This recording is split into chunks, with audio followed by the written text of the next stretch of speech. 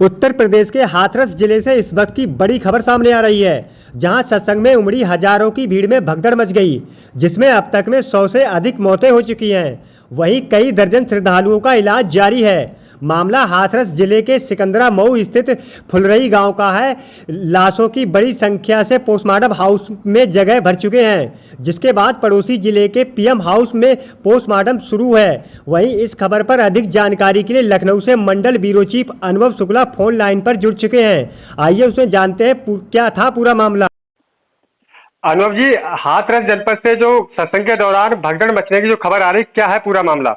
ये पूरा मामला हाथरस जिले के सिकंदरा मऊ स्थित फुलरई गांव का है, जहां पर आज 2 जुलाई को एक सत्संग हो रहा था। तो वहीं पर काफी भीड़ इकट्ठा हुई, लगभग हजारों की संख्या में भीड़ थी। और उस भीड़ में पता नहीं किस तरह से माहौल वहां पे बिगड़ा, और माहौल बिगड़ने के बाद काफी भगदड़ मच गई, जिसमें 127 लोगों की मौत होने की सूचना है। और वहां की ग्रामीणों की माने तो लाशों के आंकड़ा बढ़ता जा रहा है, किंतु प्रशासन ने 50 से 60 लोगों की मौतों का दावा किया है। और अस्पतालों में बेड कम हो रही हैं। वहां पर देखा जाए तो जिस तरह से भयावह दृश्य है, देख करके एक सिपाही को अटैक भी एटा जनपद में पड़ गया, जिससे उसकी तत्काल मौत हो गई है। और यदि देखा जाए तो वहाँ पे जो अन्य पोस्टमार्टम हाउस है हाथरस के, एटा के, तो 1-2 अन्य जनपदों में के पोस्टमार्टम हाउस में भी वहाँ पे सबों को पोस्टमार्टम कराया जा रहा है। स्थिति इस कदर भयावह है कि वहाँ पर देखने वालों की रूह कांप जा रही है। और अगर बात करें वहाँ के जिला प्रशासन की, तो प्रशासन पूरी तरह से एक्टिव हो चुका है।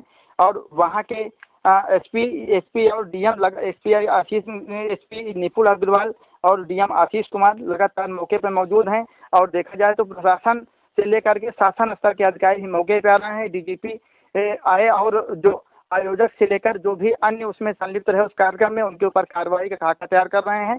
और देखा जाए तो उत्तर प्रदेश की योगी सरकार के 2 मंत्री मौके पर मौजूद हैं, वो भी घटनास्थल की और राहत बचाव कार्य को लेकर के सक्रिय हैं। और यह भी बताया जा रहा है कि वहाँ पे सूबे के मुख्यमंत्री योगी आदित्यनाथ कल दौरे पर रहेंगे। और जिस तरह से वहाँ पे भयावह स्थिति है और ये घटना हुआ, उसमें एक नारायण साकार नाम का एक बाबा है, जो कि वो बगल में एटा जनपद है, वहाँ का रहने वाला है। तो कहा जा सकता है कि उसने बिना परमिशन और बिना प्रशासन की अनुमति से कार्यक्रम किया, जिसमें कि प्रशासन को भनक नहीं लगी, अन्यथा इतनी भयावह स्थिति और ये हादसा न हो पाता। अनुभव जी, जो मृतक हैं और जो घायल हैं, तो उनके लिए केंद्र सरकार और राज्य सरकार द्वारा क्या राहत का कुछ आश्वासन दिया गया? जो मृतक हैं उन्हें केंद्र सरकार और राज्य सरकार 2-2 लाख रुपए देने की घोषणा कर दी है। और जो घायल हैं उनको 50,000 रुपए दिया जाएगा। वहीं यदि देखा जाए तो प्रशासन और शासन दोनों पूर्ण रूप से मिल करके घायल और मृतकों के परिजनों को संवेदना पूर्ण रूप से व्यक्त कर रहे हैं। और जो दोषी हैं उन पे किसी प्रकार की लापरवाही न बरतते हुए प्रशासन बड़ी से बड़ी कार्रवाई करने की पूर्ण रूप से तैयारी में है। और इस घटना को लेकर के अलीगढ़ मंडल के अधिकारियों की एक कमेटी बनाई गई है, जो कि पूरे घटनाक्रम की जांच कर रही है। और जांच कर जैसे ही वो शासन स्तर को रिपोर्ट सौंपेगी, इस पर प्रभावी से प्रभावी कार्रवाई होगी। और देखा जाए तो जो आयोजक हैं और जो मुख्य कथावाचक है, उस पर कार्रवाई में प्रशासन किसी भी प्रकार की लापरवाही नहीं बरतेगा। अनुभव जी, जहां हजारों की संख्या की भीड़ उमड़ी हुई है और जो थाना क्षेत्र है, तो क्या परमिशन थी या नहीं थी? जी, अब तक की जांच रिपोर्ट में अगर वहां की स्थिति की बात करें तो वहां पे आयोजक और जो कथावाचक हैं, इन लोगों ने कोई परमिशन नहीं लिया था।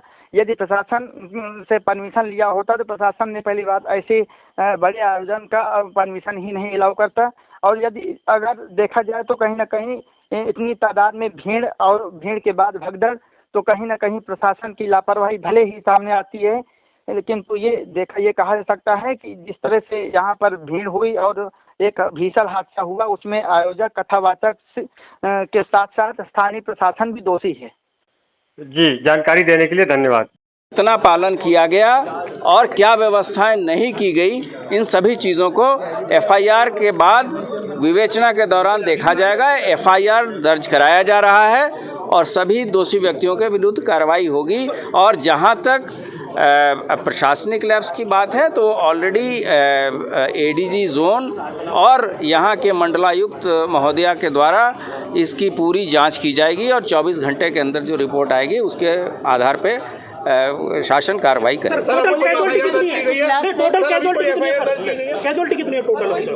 आपको मुख्य सचिव महोदय ने बता दिया, ये संख्या कोई हमारे और के अलग नहीं है, उन्होंने बता दिया कि 116 लोग की मृत्यु की बात है। अन्य लोगों का क्या भोले बाबा गिरफ्त में होंगे पुलिस के? ये अभी सभी चीज़ें जांच का विषय है। अभी हम तत्काल निष्कर्ष पे पहुंच के किसी भी चीज़ को जांच को इफेक्ट नहीं करना चाहते हैं। जांच का दायरा खुला है, जांच में जो भी तथ्य प्रकाश में आएंगे उसके आधार पे कार्रवाई की जाएगी। नहीं, वहाँ पर्याप्त बल लगा है। इस चीज़ का भी परीक्षण जो जांच कमेटी है करेगी। धन्यवाद।